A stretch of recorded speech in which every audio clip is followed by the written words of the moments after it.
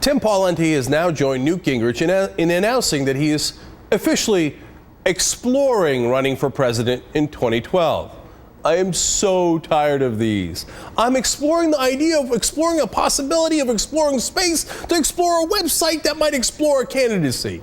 Come on, man. All this is nonsense to try to get more media attention. You're either in or you're out. Otherwise, I suggest you drink a tall glass of shut-up juice.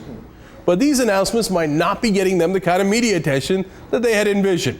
Pawlenty made his non-announcement on Facebook with a 2-minute action-packed video showing how connected he is to the community. The problem is, he used stock footage for the minorities on the tape. The shot of this smiling, pro-Pawlenty Asian girl and the footage of this lovely African-American family standing on the front porch are both clips from Getty stock footage. Look at all these wonderful minorities who support me, or once got paid to have their picture taken for a completely different purpose many years ago. Of course, Pawlenty is not the only politician to use stock photos in campaign materials, but you think he would at least be a little less blatant about it, especially after Newt Gingrich took heat for doing the exact same thing when he launched his exploratory phase, using a lovely, diverse stock photo in the background of the website announcing his own lukewarm foray into the 2012 election. Look at all of these black and Asian folks who've never been to a Gingrich rally and who have no intention of backing his candidacy. Now, these stock photos aren't the only things that these two guys are faking. They have both massively flip-flopped on climate change. Like any good conservative, kind of presidential candidate, Pawlenty is now anti-everything green. But as governor of Minnesota, he could not have been more in favor of clean energy. A Democratic state senator from Minnesota pointed that out recently by releasing a video of Pawlenty's past positions, including a radio ad he cut in 2008 with then-governor Janet Napolitano. Uh-oh. We don't always share the same views, but we both agree it's time for Congress to deal with the real threat of climate change. So come on, Congress, let's get moving.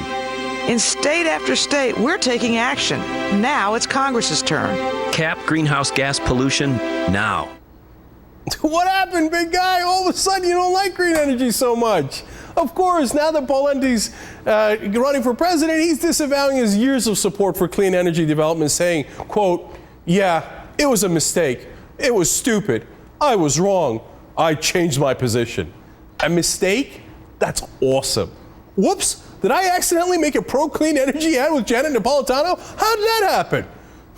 Are we supposed to really believe you suddenly change your position for any reason other than getting conservatives to vote for you and big business to give you money?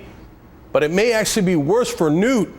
Today, he's all about getting rid of the EPA, but he did a global warming PSA ad as well. And his was with someone even more damning than Napolitano, former Speaker Nancy Pelosi.